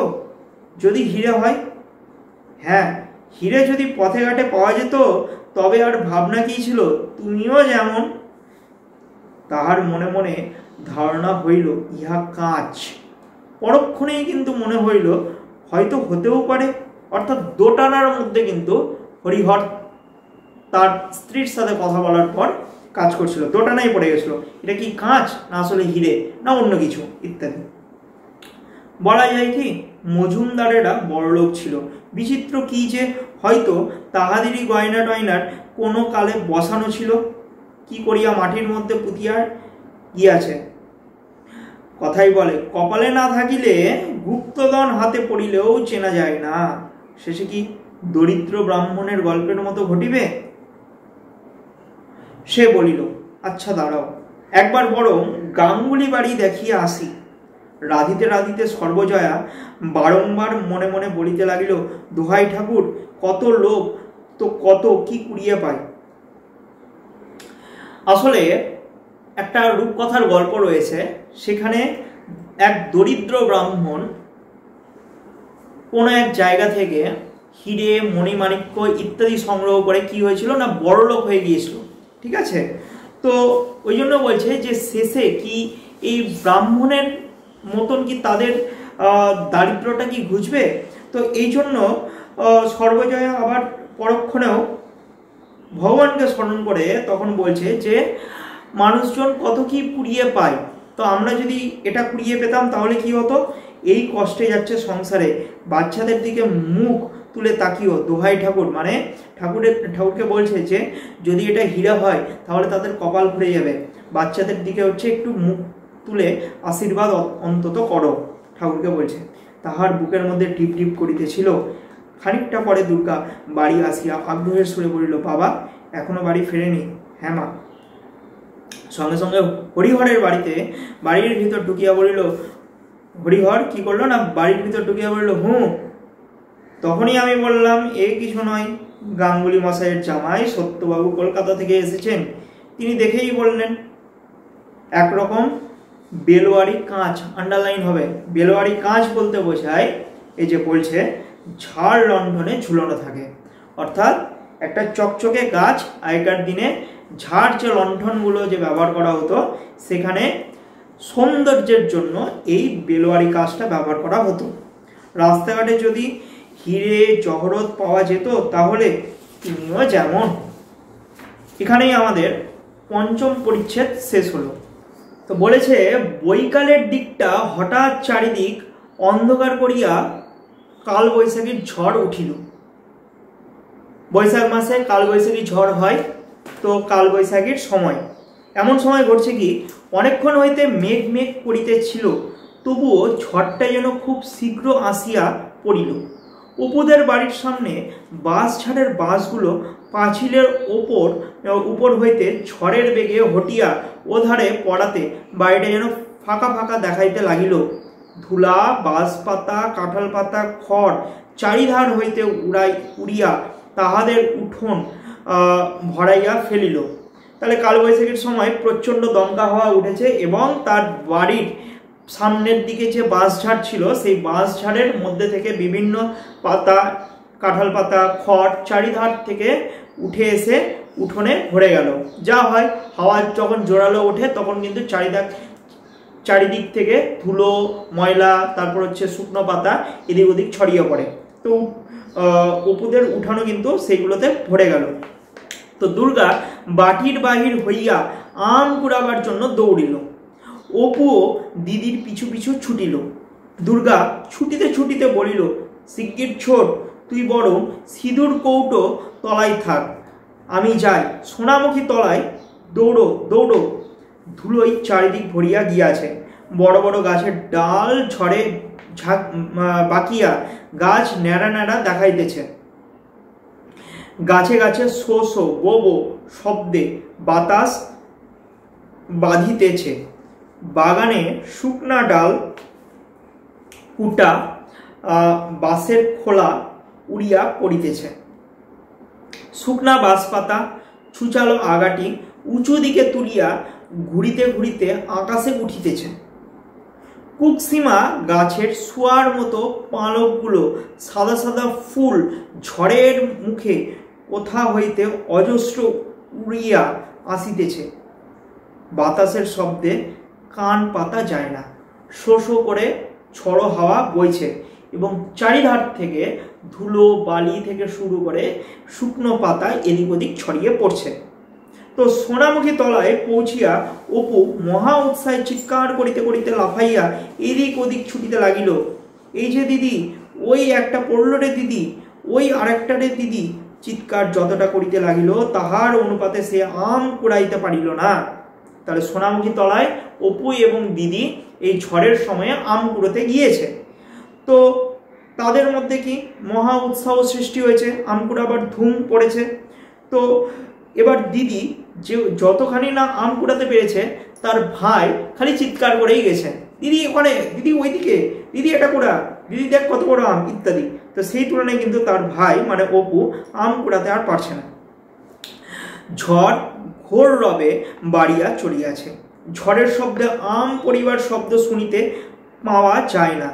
যদি বা শোনা যায়, ঠিক কোন জায়গায় বরাবর শব্দটা হইল তাহা ধরিতে পারা যায় না। দুর্গা 8টা 9টা আম কুড়িয়া ফেলিল, আন্ডারলাইন। অপু এতক্ষণে ছুটাছুটিতে মোটে পাইল 2টা, আন্ডারলাইন। তার মানে অপু কটা পেল? 2টা আম, এবং দুর্গা পেল কটা? 8 9টা মাত্র আম। তাহাই সে খুশির সহিত দেখাইয়া বলিতে লাগিল, এই দেখ দিদি, কত বড় দেখ, ওই একটা পড়িল, ওই ওদিকে। ঝড়ের সময়ে আম কুড়োনোর কিন্তু ভালো মজা রয়েছে, কিন্তু বিপদও রয়েছে। এই যে বাজ পড়ার সময় যদি আম গাছের তলাতে আম কেউ যদি যখন কোড়ায়, তখন কিন্তু মাঝে মাঝে খবরাখবর পাওয়া যায় যে বজ্রপাতে মারা গিয়েছে। এই জন্য এইটা অ্যাভয়েড করা উচিত। ঝড়টা থামার পর আমটা কুড়ানো উচিত। আম কুড়ানোর অবশ্যই মজা রয়েছে ঝড়ের সময়ে, তবে এই না যে জীবনের ঝুঁকি নিয়ে আমটা আমি কুড়াবো, এটা কোনো সময় করাটা উচিত নয়। তো এমন সময়ে হৈ হৈ শব্দে ভুবন মুখুজ্জের বাড়ির ছেলেমেয়েরা সব আম কুড়াইতে আসিতেছে। ব্যাস, ভুবন মুখার্জির বাড়ির ছেলেমেয়েরা টের পেয়ে গিয়েছে, আরে এই দুজন তো আম কুড়োতে এসছে, চল আমরাও যাই। ব্যাস, ঝামেলা লাগবে এবার মনে হচ্ছে। আসিতেছে শোনা গেল। কেন ঝামেলা লাগবে বললাম? ওই যে এর আগে ভুবন মুখোপাধ্যায়ের বাড়ির সবাই মিলে এসে অপুর বাড়িতে ঝামেলা করে গেছে। সতু চেঁচাইয়া বলিল, ও ভাই, দুগ্গাদি আর অপু আম কুড়োচ্ছে। দল আসিয়া সোনামুখী তলায় পৌঁছিল।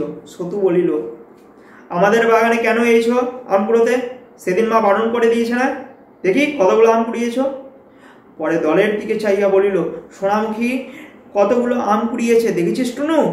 যাও আমাদের বাড়ি থেকে দুগ্গাদি, মাকে গিয়ে নইলে বলে দেব। রানু বলছে তখন। রানু বলিল, কেন তাড়িয়ে দিচ্ছিস সতু? ওরাও কুড়ুক, আমরাও কুড়ুই। কুড়োবো বই কি, ও এখানে থাকলে সব আম ওই নেবে, আমাদের বাগানে কেন আসবে ও? না, যাও দুগ্গাদি, আমাদের গাছের তলায় থাকতে দেব না। অন্য সময় হইলে দুগ্গা হয়তো সহজেই পরাজয় স্বীকার করিত না, কিন্তু সেদিন ইহাদের কৃত অভিযোগে মায়ের নিকট মার খাইয়া তাহার পুনরায় বিবাদ বাধাইবার সাহস ছিল না। সেদিনের মারটা কিন্তু মনে রয়েছে, তাই খুব সহজে পরাজয় স্বীকার করিয়া লইয়া সে একটু মনমরা ভাবে বলিল, অপু আইরে চল।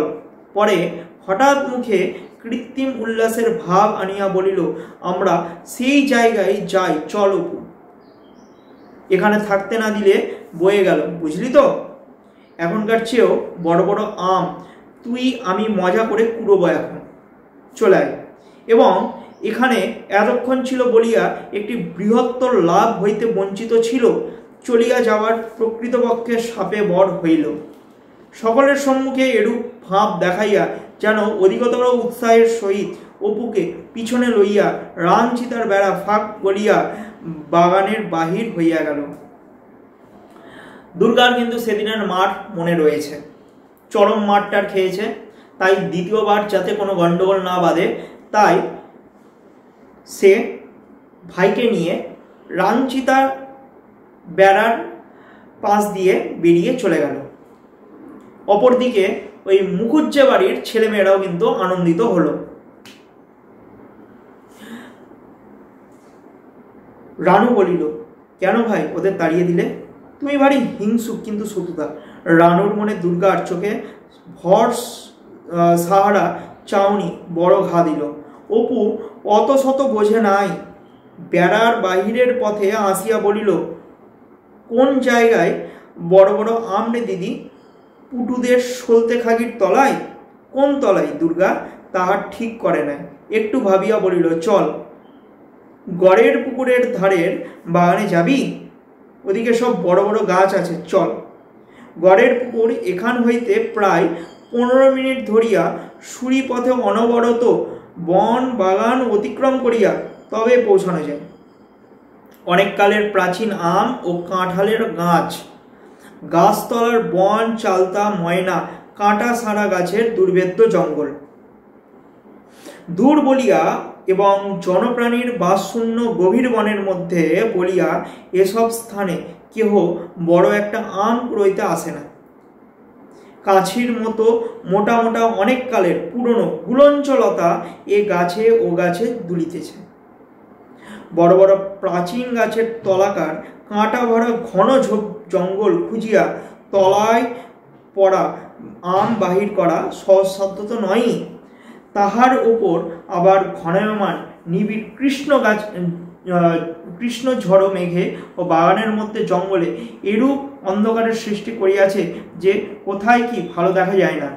তার মানে আমরা বুঝতে পারলাম দুর্গা যখন তার ভাই অপুকে নিয়ে অন্য জায়গাতে আম কুড়োতে এসছে, যে গড়ের পুকুর থেকে খানিকটা দূরে, সেখানে কিন্তু বেশ কিছু জঙ্গল টঙ্গল রয়েছে, সেখানে এই আম কুড়োনো তাদের কাছে কষ্টকর হয়ে রয়েছে, মানে পরিষ্কার জায়গাটা নয়, এটা আমরা বুঝতে পারছি। তবুও খুঁজিতে খুঁজিতে নাছোড়বান্ধা দুর্গা গোটা 8-10 আম পাইল। হঠাৎ সে বলিয়া উঠিল, ওরে অপু, বৃষ্টি এলো। সঙ্গে সঙ্গে ঝড়টি যেন খানিকক্ষণ একটু নরম হইল, ভিজে মাটির সোদা সোদা গন্ধ পাওয়া গেল। একটু পরে মোটা মোটা ফোঁটায় চড়বড় করিয়া গাছের পাতায় বৃষ্টি পড়িতে শুরু করিল। দেখিতে দেখিতে চারিদিক ধোঁয়াকার করিয়া মুষলধারে বৃষ্টি নামিল। বৃষ্টির ফোঁটা পড়িবার জোরে গাছের পাতা ছিঁড়িয়া উড়িয়া পড়িতে লাগিল। ভরপুর টাটকা ভেজা মাটির গন্ধ আসিতে লাগিল। ঝড় একটু যেন নরম হইয়া পড়িয়াছিল, তাহাও আবার বড় বাড়িল।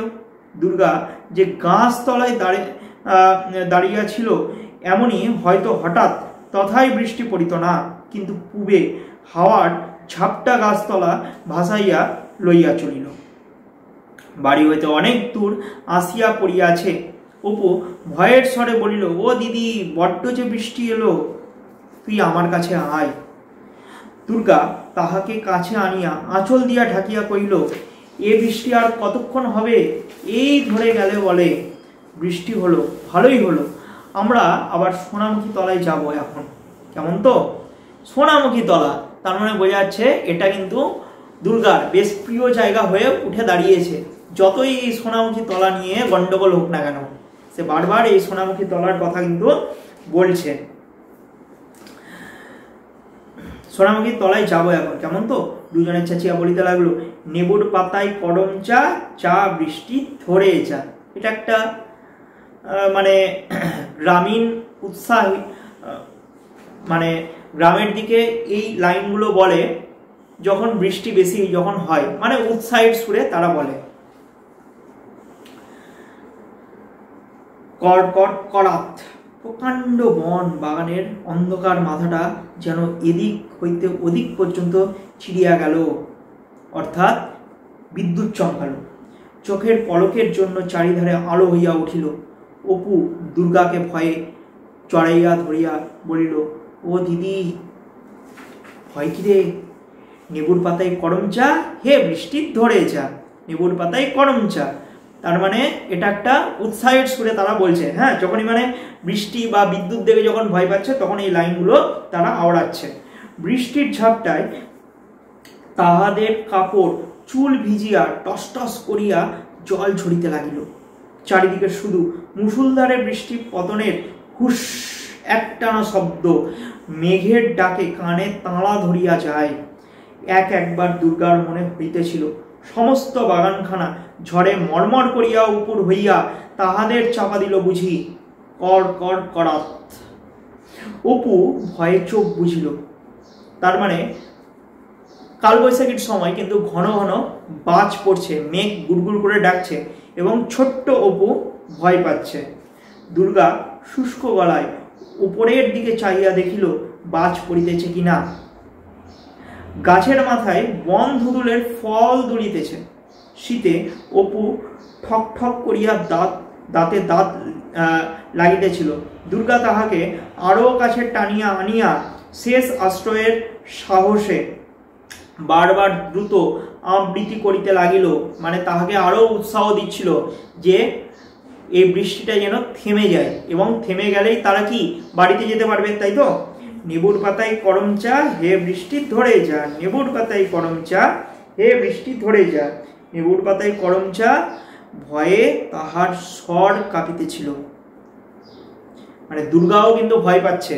এদিকে বৃষ্টি, এদিকে মেঘ গর্জন করছে, মাঝে মাঝে বাজও পড়ছে, আর ভাইকে জড়িয়ে ধরে সেই কবিতাটা আওড়াচ্ছে, তাও আবার ভয়ে। কিন্তু দুর্গা অপুকে তার ভয়টা কিন্তু বুঝতে দিচ্ছিল না, কারণ এটা যদি বোঝায় তার ভাইকে, তার ভাই আরও ভয় পেয়ে যাবে। সন্ধ্যা হইবার বেশি বিলম্ব নাই, ঝড় বৃষ্টি খানিকক্ষণ থামিয়া গিয়াছে, সর্বজয়া বাহিরের দরজায় দাঁড়াইয়া আছে। পথে জমিয়া যাওয়া বৃষ্টির জলের উপর ছপ ছপ শব্দ করিতে করিতে রাজকৃষ্ণ পালিতের মেয়ে আশালতা, আন্ডারলাইন হবে, রাজকৃষ্ণ পালিতের মেয়ের নাম আমরা কি পাচ্ছি, আশালতা, পুকুর ঘাটে যাইতেছিল। সর্বজয়া জিজ্ঞাসা করিল, হ্যাঁ মা, দুর্গা আর অপুকে দেখেছিস ওদিকে? আশালতা বলিল, না খুড়িমা, দেখিনি তো, কোথায় গিয়েছে? তারপর হাসিয়া বলিল, কি ব্যাং ডাকানি, জল হয়ে গেল খুড়িমা। সেই ঝড়ের আগে দুজন বেরিয়েছে আম কুড়োতে যায় বলে, আর তো ফেরেনি। এই ঝড় বৃষ্টি গেল, সন্ধে হলো, ও মা কোথায় গেল তবে? অপরদিকে তার মা সর্বজয়া দুশ্চিন্তায় পড়ে গেছে। তার এই ঝড়ের সময়ে ছেলেও বাড়িতে নাই, আবার মেয়েও বাড়িতে নাই। সর্বজয়া উদ্বিগ্ন মানে চিন্তিত মনে বাড়ির মধ্যে ফিরিয়া আসিল, কি করবে ভাবিতেছে। এমন সময় খিড়কির দরজা ঠেলিয়া আপাত মস্তক সিক্ত অবস্থায় দুর্গা আগে আগে একটা ঝুনা নারিকেল হাতে ও পিছনে অপু একটা নারিকেলের বাগলো টানিয়া, নারকেলের বাগলো বলতে বোঝায় নারকেলের ডাল, যেটা দিয়ে ঝাঁটার কাঠি তৈরি হয়, তো নারিকেলের বাগলো টানিয়া লইয়া ঢুকিল। আন্ডারলাইন হবে। দুর্গার হাতে কি ছিল? দুর্গার হাতে ছিল হচ্ছে ঝুনা নারকেল। তাহলে ঝুনা নারকেল কার হাতে ছিল? দুর্গার হাতে। আর নারকেলের হচ্ছে বাগলো কার হাতে ছিল? অপুর হাতে। সর্বজয়া তাড়াতাড়ি ছেলে মেয়ের কাছে গিয়া বলিল, ও মা, আমার কি হবে? ভিজে যে সব একেবারে পান্তা ভাত হয়েছিস। পরে আহ্লাদের সহিত বলিল, নারকেল কোথায় পেলি রে দুর্গা? কোথায় ছিলি বৃষ্টির সময়? অপু ও দুর্গা দুজনেই চাপা স্বরে বলিল, চুপ চুপ মা, সেজ জেঠিমা বাগানে যাচ্ছে, এই গেল।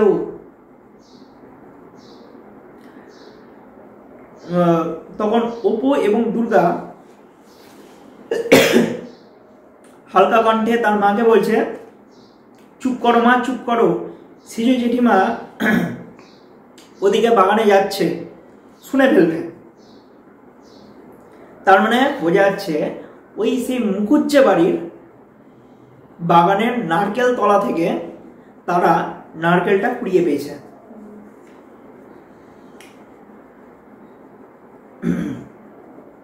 এই গেল ওদের বাগানের বেড়ার ধারের দিকে যে নারকেল গাছটা, ওর তলায় পড়েছিল। আমরাও বেরোচ্ছি, সেজ জেঠিমাও ঢুকলো। অর্থাৎ তারা দু ভাই মিলে নারকেল নিয়ে যখন বেরালো, সেই সময়ে সেজ জেঠিমা অপর দিক থেকে ফিরছে, মানে বাগানের ভিতর ঢুকছে, এরকম অবস্থা। তো দুর্গা বলল, অপুকে তো ঠিক দেখেছে, আমাকেও বোধ হয় দেখেছে। পরে সে উৎসাহের সঙ্গে অথচ চাপা সুরে বলিতে লাগিল, একেবারে গাছের গোড়ায় পড়েছিল মা, আগে আমি টের পাইনি। সোনামুখী তলায় যদি আম পড়ে থাকে, তাই দেখতে গিয়ে দেখি বাগলোটা পড়ে রয়েছে। অপুকে বললাম, অপু বাগলোটা নিয়ে, মার ঝাঁটার কষ্ট ঝাঁটা হবে। তারপর দেখি হস্তস্থিত নারকেলটার দিকে উজ্জ্বল মুখে চাইয়া বলল, বেশ বড় না মা? অপু খুশির সুরে হাত নাড়িয়া বলিল, আমি অমনি বাগলটা নিয়ে ছুট। সর্বজয়া বলিল, বেশ বড় দামালো নারকেলটা, মানে বেশ বড় সড়ো এই নারকেলটা, ঠিক আছে। নারকেলও কুড়োনোর কিন্তু বেশ মজা রয়েছে নারকেল তলা থেকে। শেষ তলায় রেখে দে, জল নিয়ে নেব। অপু অনুযোগের সুরে বলিল, তুমি বলো মা, নারকেল নেই, নারকল নেই, নারকল নেই, এই তো হলো নারকল, এইবার কিন্তু বড়া করে দিতে হবে, আমি ছাড়বো না কখনো। তার মানে নারকেলের বড়া খেতে কিন্তু অপু তার মাকে বলছে, ঠিক আছে। নারকেলের বড়া বেশ ভালোই লাগে, সুস্বাদু লাগে। বৃষ্টির জলে ছেলে মেয়ের মুখ বৃষ্টি ধোয়া জুই ফুলের মতো সুন্দর দেখাইতেছিল। ঠান্ডায় তাহাদের ঠোঁট নীল হইয়া গিয়াছে, মাথার চুল ভিজিয়া কানের সঙ্গে ল্যাপটাইয়া লাগিয়া গিয়াছে। সর্বজয়া বলিল, আয় সব কাপড় ছাড়িয়ে দিই আগে, পায়ে জল দিয়ে রোয়াকে ওঠ সব। খানিক পরে সর্বজয়া কুয়ার জল তুলিতে ভুবন মুখুজ্জের বাড়ি গেল। আন্ডারলাইন হবে। কুয়ার জল তুলতে সর্বজয়া কোথায় যায়? ভুবন মুখুজ্জের বাড়ি। ভুবন মুখুজ্জের খিড়কি দৌড় পর্যন্ত যাইতেই সে শুনিল সেজ ঠাকুরন, সেই ওই যে মিজাজ চড়া মহিলা, সেজ ঠাকুরন বাড়ির মধ্যে চিৎকার করিয়া বাড়ি মাথায় করিতেছেন। একটা মুঠো টাকা খরচ করে তবে বাগান নেওয়া, মাগনা তো নয়, মানে চাওয়া তো নয়, কারো কাছ থেকে ধার তো নয়। তার কোনো কুটোটা যদি হাগড়েদের জন্য ঘরে ঢুকবার জো আছে, কোনো কুটোটা বলতে এখানে বোঝাচ্ছে যে আম, নারকেল, হ্যাঁ নারকেলের বাগলো ইত্যাদি, তো এখানে সেগুলো না পাওয়ার আক্ষেপ, ক্ষোভ প্রকাশিত হচ্ছে। আর হাগড়ে বলতে এখানে বোঝাচ্ছে মানে কেউ যখন অত্যন্ত দরিদ্রের কারণে নিঃস্ব সর্বহারা হয়ে যায়, ওদের বলা হয়ে থাকে হাগড়ে। এখানে অপুদের কথা বলছে। তো অপুদের জন্য, অপু এবং দুর্গাদের জন্য হাগড়ে বলে গালাগালি করছে এবং ওদের জন্য ক্ষোভ এবং আক্ষেপ প্রকাশ করে বলছে যে ওদের জন্য কোনো খড়কুটোও পাওয়া যায় না, সে বাগান থেকে সব তারা নিয়ে চলে যায়। ওই ছুরিটা রাত দিন বাগানে বসে আছে, কুটো গাছটা নিয়ে গিয়ে ঘরে তুলবে। ওমা, ভাবলাম বৃষ্টি থেমেছে, যাই একবার বাগানে গিয়ে দেখে আসি। এই এত বড় নারকেলটা কুড়িয়ে নিয়ে একেবারে দূর দূর দৌড়। এত শত্রুতা যেন ভগবান সহ্য না করেন। উচ্ছন্ন যান, এবার অভিশাপ দিচ্ছে এই দুর্গাকে। উচ্ছন্নে যান মানে সে শেষ হয়ে যাক, নষ্ট হয়ে যাক। এই ভর সন্ধ্যাবেলা বলছি, আর যেন নারকেল খেতে না হয়, মানে তার মৃত্যু কামনা করছে। একবার শিগগির যেন ছাতিমতলায় ছয় হন। ছাতিমতলাকে কি? সেই শ্মশান ঘাট। সর্বজয়া খিড়কির বাহিরে কাঠ হইয়া দাঁড়াইয়া রহিল। হাজার হোক মা তো, মা তার সন্তানের বিভিন্ন অভিশাপ, বিভিন্ন গালমন্দ এগুলো শুনছে, তা আবার অপরজন বলছে তার মেয়েকে উদ্দেশ্য করে। তার মায়ের বড্ড খারাপ লাগছে এখন। ছেলে মেয়ের বর্ষণসিক্ত কচি মুখ মনে করিয়া সে ভাবিল, যদি গালাগাল ওদের লাগে। বাবা, যে লোক, দাঁতে বিষ আছে, কি করি? কথাটা ভাবিতেই তাহার গা শিহরিয়া উঠিয়া সর্বশরীর যেন অবশ হইয়া গেল। সে আর মুখুজ্জে বাড়ি ঢুকিল না। ভয়ে ভয়ে সে জল তুলিবার ছোট্ট বালতিটা ও ঘড়া কাখে লইয়া বাড়ির দিকে ফিরিল। তো সর্বজয়ার কিন্তু কিছু আর না বলে জল নিতে এসছে, চুপচাপ জল টল নিয়ে কাক বলতে বোঝে কোমরে নিয়ে বাড়িতে চলে আসলো কলসি করে জল নিয়ে। তো পথে আসিতে আসতে ভাবিল, যদি নারকেলটা ওদের ফেরত দিই তাহলে কি গাল লাগবে? তা কেন লাগবে? যার জিনিস তাকে তো ফেরত দেওয়া হলো, তা কখনো লাগে? বাড়িতে পা দিয়াই মেয়েকে বলল, দুর্গা, নারকেলটা সতুদের বাড়ি দিয়াই গিয়ে। অপু ও দুর্গা অবাক হইয়া মায়ের মুখের দিকে চাইয়া রইল। দুর্গা বলল, এক্ষুনি? তার মা তখন বলছে, হ্যাঁ এক্ষুনি দিয়াই, ওদের খিড়কির দৌড় খোলা আছে, চট করে যা, বলে আয়, আমরা কুড়িয়ে পেয়েছিলাম, এই নাও, দিয়ে গেলাম। অপু, আমাকে একটু দাঁড়াবে না মা? বড্ড অন্ধকার হয়েছে, চল অপু আমার সাথে। অর্থাৎ দুর্গা অন্ধকারে কিন্তু একা একা যেতে সাহস পাচ্ছে না, একটু ভয় ভয় পাচ্ছে, তাই অপুকে সঙ্গে নিয়ে এগিয়ে চলছে। ছেলেমেয়েরা চলিয়া গেলে সর্বজয়া তুলসী তলায় প্রদীপ দিতে দিতে গলায় আঁচল দিয়া প্রণাম করিয়া বলিল, ঠাকুর, নারকল ওরা শত্রুতা করে কুড়োতে যায়নি তো? যায়নি, সে তো তুমি জানো।